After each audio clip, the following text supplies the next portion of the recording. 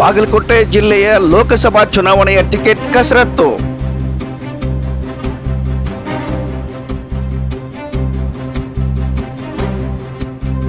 ಬಾಗಲಕೋಟೆ ಜಿಲ್ಲೆಯ ಲೋಕಸಭಾ ಚುನಾವಣೆಯ ಒಂದು ಟಿಕೆಟ್ ಕಸರತ್ತು ಈಗ ಜೋರಾಗಿ ನಡೀತಾ ಇದೆ ಅಂತ ಹೇಳಬಹುದು. ಯಾರಿಗೆ ಟಿಕೆಟ್ ಫೈನಲ್ ಕುತೂಹಲ ಮೂಡಿಸಿದೆ.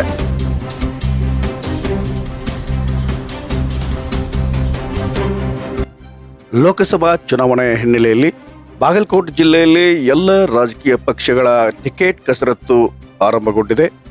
ಎಲ್ಲ ಪ್ರಮುಖ ರಾಜಕೀಯ ಪಕ್ಷಗಳು ಮುಂಬರುವ ಲೋಕಸಭೆ ಚುನಾವಣೆ ಗೆಲ್ಲಲು ಪ್ರತಿ ಕ್ಷೇತ್ರದಲ್ಲೂ ಸಮರ್ಥ ಅಭ್ಯರ್ಥಿಗಾಗಿ ತೀವ್ರ ಹುಡುಕಾಟ ನಡೆಸಿವೆ. ಕಳೆದ 6 ತಿಂಗಳಿನಿಂದಲೂ ಕಾಂಗ್ರೆಸ್, ಬಿಜೆಪಿ ಮತ್ತು ಜೆಡಿಎಸ್ ಅಭ್ಯರ್ಥಿಗಳ ಆಯ್ಕೆ ನಾನಾ ರೀತಿಯ ಕಸರತ್ತು ನಡೆದಿವೆ. ಲೋಕ ಚುನಾವಣೆ ಹತ್ತಿರ ಬರುತ್ತಿದ್ದಂತೆ ಹುಡುಕಾಟ ಇನ್ನಷ್ಟು ಚುರುಕುಗೊಂಡಿದೆ. ಈ ತನ್ಮಧ್ಯೆ ಸಮರ್ಥ ಅಭ್ಯರ್ಥಿಗಳ ಆಯಾರಾಮ್ ಗಯಾರಾಮ್ ಕೂಡ ನಡೀತಾ ಇವೆ. ಕಾಂಗ್ರೆಸ್ ವರಿಷ್ಠರು ಕೆಲವರನ್ನು ದೆಹಲಿಗೆ ಕರೆಸಿಕೊಂಡು ಚೌಕಾಸಿ ನಡೆಸುತ್ತಿದ್ರೆ, ಬಿಜೆಪಿ ಯಾರಿಗೆ ಟಿಕೆಟ್ ಕೊಟ್ಟರೆ ಗೆಲುವು ಸುಲಭ ಎನ್ನುವುದನ್ನು ತಿಳಿದುಕೊಳ್ಳಲು ವಿಶೇಷ ತಂಡ ಕೂಡ ರಚನೆ ಮಾಡಿದೆ. ಅದು ಆಯಾ ಕ್ಷೇತ್ರಗಳಿಗೆ ಭೇಟಿ ನೀಡಿ ತಳಮಟ್ಟದ ಪದಾಧಿಕಾರಿಗಳಿಂದ ಹಿಡಿದು ಜಿಲ್ಲಾ ಮಟ್ಟದವರೆಗೂ ಕೂಡ ಪದಾಧಿಕಾರಿಗಳ ಅಭಿಪ್ರಾಯ ಸಂಗ್ರಹಣೆ ಮಾಡಿ ವರಿಷ್ಠರಿಗೆ ಒಪ್ಪಿಸ್ತಾ ಇದೆ. ಬಾಗಲಕೋಟೆ ಲೋಕಸಭಾ ಕ್ಷೇತ್ರಕ್ಕೂ ಅಭ್ಯರ್ಥಿ ಆಯ್ಕೆ ಹಿನ್ನೆಲೆಯಲ್ಲಿ ಅಭಿಪ್ರಾಯ ಸಂಗ್ರಹಿಸಲು ಶುಕ್ರವಾರ ಮುಖಂಡರ ತಂಡವೊಂದು ಆಗಮಿಸ್ತಾ ಇದೆ. ಈ ತಂಡ ಯಾರನ್ನು ಅಖಾಡಕ್ಕೆ ಇಳಿಸಿದ್ರೆ ಸೂಕ್ತ ಎನ್ನುವ ಅಭಿಪ್ರಾಯವನ್ನು ಕೂಡ ಕಲೆ ಹಾಕ್ತಾ ಇದೆ. ಪ್ರತಿ ಪದಾಧಿಕಾರಿಗಳಿಂದ ಈ ಒಂದು ಮಾಹಿತಿಯನ್ನ ಪಡೆಯುತ್ತಾ ಇದೆ.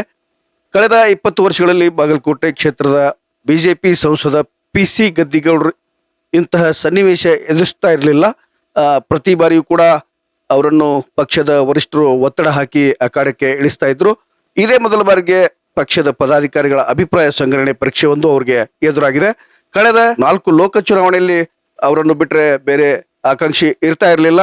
ಈ ಬಾರಿ ಚುನಾವಣೆಯಲ್ಲಿ ಸಂಸದ PC ಗದ್ದಿಗೌಡರ ಜೊತೆ ಇತರರು ಅನೇಕರು ಕೂಡ ಆಕಾಂಕ್ಷಿಗಳಾಗಿ ಕಾಣಿಸಿಕೊಳ್ತಾ ಇದ್ದಾರೆ. ಈಗಾಗಲೇ ಡಾಕ್ಟರ್ ಪ್ರಕಾಶ್ ಪರಪ್ಪ ಹಾಗೂ ಮಾಜಿ ಶಾಸಕರಾದಂತಹ ರಾಜಶೇಖರ್ ಶೀಲವಂತ್ ಅವರು ಕಾರ್ಯಕರ್ತರ ಸಂಪರ್ಕಕ್ಕೆ ಅನುಕೂಲವಾಗುವಂತೆ ಬಾಗಲಕೋಟೆಯಲ್ಲಿ ಕೂಡ ಅವರು ಠಿಕಾಣೆಯನ್ನು ಹೂಡಿದ್ದಾರೆ. ಅಲ್ಲೇ ಕೂಡ ವಾಸ್ತವ್ಯವನ್ನ ಮಾಡ್ತಾ ಇದ್ದಾರೆ ಅಂತ ಹೇಳ್ಬೋದು.